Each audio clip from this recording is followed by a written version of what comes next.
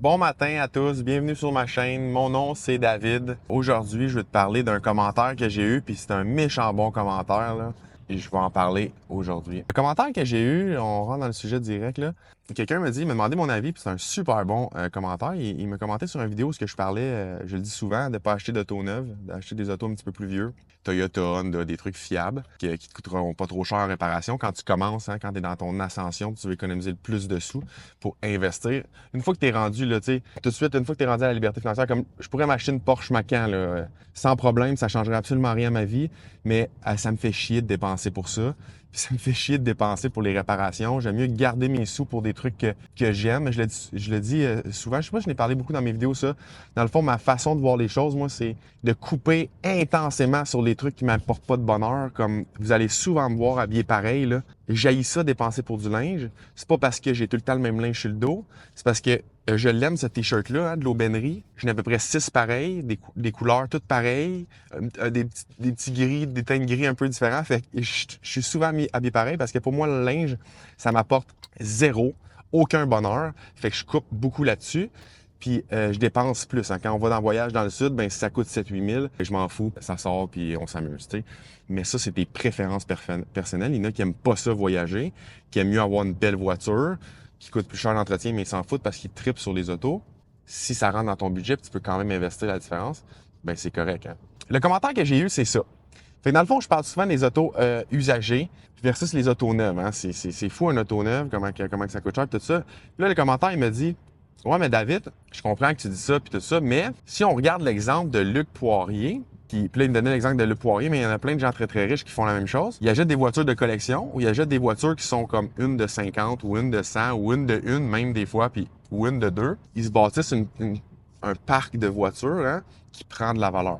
Ben ça, pour moi, là, oui, c'est un bon exemple, c'est une bonne exception, mais pour faire ça, il faut que tu sois extrêmement solide, un.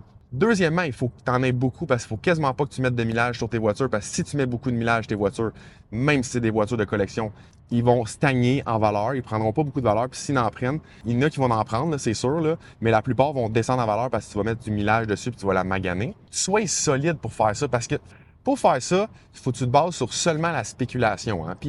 Puis souvent, ces gens-là, ils disent comment la voiture prend de valeur, mais ils disent pas ce qu'elle coûte en entretien.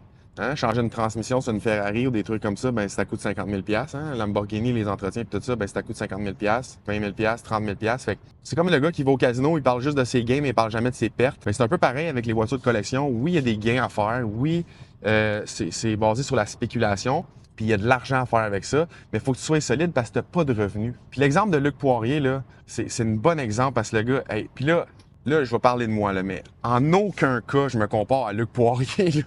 Absolument pas. Moi, je suis genre une fourmi là, qui peut comme souffler, puis je m'en vais là, dans un autre pays en soufflant tellement que Luc Poirier est puissant comparé à moi. Le gars, c'est un génie. Là. Il a fait des moves complètement fous. Je connais pas toute son histoire. J'ai écouté une couple d'interviews de lui. J'étais un fan là, de ce qu'il fait. Écoute, c'est un peu ça ma vision des choses. Je fais pas les choses exactement comme lui, mais au niveau de l'investissement, comment il parle d'argent, comment le gars il est low profile, tu sais. Il est tu le croises dans la rue à l'épicerie, je te garantis, si tu l'as jamais vu, tu sais pas qu'il est riche, hein, parce qu'il est tout le temps en t-shirt puis en souliers bien normal. J'adore ce genre de monde-là parce que c'est du monde vrai, c'est du monde authentique, puis il fait des interviews, là. Je te dis, c'est comme si c'est un membre de la famille qui était assis autour de la table avec toi puis qui jase. Il est très, très humble, il est écœurant. Sauf que, ce qu'il fait, ça apporte des risques, puis moi, ces risques-là, où ce que je suis rendu dans mon niveau, hein, je me considère un petit millionnaire, et je suis pas prêt à les prendre. Hein. La spéculation, c'est que si ça plante, toutes tes choses, tous tes actifs sont à risque. Fait que moi, quand j'investis, que ça soit à la bourse, que ça soit en immobilier, je veux tout le temps avoir du cash flow. Je veux tout le temps être payé.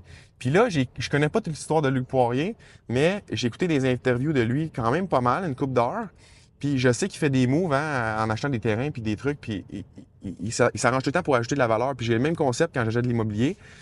Faut tout le temps que tu ajoutes de la valeur. Puis il y a même des moves qui ajoutent de la valeur, mais en attendant, il y a des revenus. Hein. Il parle je pense que c'était à Brossard, il a acheté un gros terrain, un ancien pit ou un ancien mine ou quelque chose.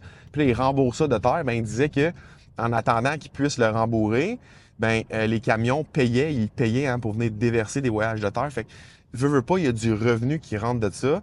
Puis c'est sûr que pour avoir une collection de Ferrari comme ça, c'est sûr qu'il y a des réserves d'argent un petit peu à gauche, à droite pour être capable de subvenir à ses dépenses. Il peut pas être à zéro puis juste faire de la spéculation parce qu'il pourrait se faire prendre les culottes à terre. Et c'est sûr que le gars, génie comme manqué, c'est sûr qu'il a tout planifié puis placé ses pions. Fait qu'il fait pas juste de la spéculation automobile. Puis si tu veux en faire, puis t'es un petit joueur, ben tu peux en faire, mais fais attention, là, c'est acheter des voitures de collection comme ça, là, ça peut beaucoup perdre la valeur rapidement, ça dépend. Puis, tu n'as jamais fait d'argent tant que tu ne l'as pas vendu. Il n'y a pas de cash flow attaché à ça. Fait qu'il faut que tu t'arranges que tu aies une bonne job qui te rapporte des sous. Parce que si tu n'as pas une job qui te rapporte des sous et tu n'es pas capable d'entretenir ton automobile de collection, parce que pour qu'elle continue à valoir cher, il faut qu'elle soit propre, il faut qu'elle soit entretenue, il faut qu'elle soit sacoche, il ne faut pas qu'elle ait beaucoup de millage, bien, ça va être difficile de se bâtir ce parc immobilier-là. Puis les gens riches, les gens très riches comme Luc Poirier, bien souvent ils font ça. Il n'y a pas juste lui aux États-Unis, c'est plein de gens qui font ça, mais ils n'ont pas commencé comme ça. Hein. Puis là, je connais pas encore l'histoire à 100% de Luc Poirier. Je sais pas s'il a commencé puis il a fait ça on the side, mais la plupart des gens, ils commencent pas comme ça. Puis quand tu écoutes les interviews des gens très, très riches, que j'en écoute depuis des années, des années, des années, là, ils partent tout le temps à la base. Ils font toujours attention à leurs dépenses, extrêmement attention. Ils investissent de façon risquée. Il y en a qui ont été chanceux, beaucoup, mais ils investissent de façon risquée, mais pas trop. Puis là, au fil et à mesure que leurs richesses grandissent, bien là, ils se permettent de prendre plus de risques puis de faire plus de spéculation dans des choses comme ça. Il y a des gens qui ont fait beaucoup, beaucoup d'argent avec la spéculation, puis ça va continuer. Hein? Sauf que c'est l'investissement qui a le plus de risques parce que t'es pas payé. Puis la spéculation, c'est basé sur le futur, puis personne ne connaît le futur. Fait que c'est ça que je voulais parler comme exemple aujourd'hui. Je trouvais ça vraiment cool, ce commentaire-là. Continuez à m'écrire dans les commentaires. Puis si vous n'êtes pas abonné, abonnez-vous. Je commence à avoir pas mal de vidéos, ça commence à être pas mal intéressant. Les gens m'écrivent, je réponds à tout le monde. Puis là, si je te réponds pas rapidement, je vais te répondre dans la journée, là, quasiment sinon la soirée. J'essaie de répondre aux commentaires que j'ai pas réussi à répondre le soir plus tard. Mais je réponds à tout le monde pas mal dans la journée pour l'instant. Ça commence à être plus difficile parce que je commence à avoir pas mal de commentaires sur toutes mes vidéos puis à avoir plus de vidéos. Fait que c'est ça. Oublie pas, l'argent, c'est juste un jeu. Si tu veux gagner, faut que tu apprennes à jouer, puis il y a différentes manières de jouer. Il n'y a pas juste une manière de devenir riche. Écoute-moi, écoute-en d'autres. Moi j'ai une façon que j'aime, j'ai une façon que je connais beaucoup. Puis c'est avec ce que tu connais que tu vas faire des sous. Focus sur ce que tu connais, focus sur tes skills que toi tu as, puis tu vas trouver ton chemin par rapport à la richesse. Moi, je t'en parle, comment moi j'ai fait toutes les choses que moi je connais. Puis dans tout ce que je connais, écoute, moi, il y a une affaire que je préfère, mais hey, je pourrais faire plein d'autres trucs, plein d'autres affaires. Ça me tente pas, je pourrais, mais toi, tu peux, si tu connais ça, puis si ça te tente, il y a différentes façons de le faire. Fait que bonne fin de journée tout le monde.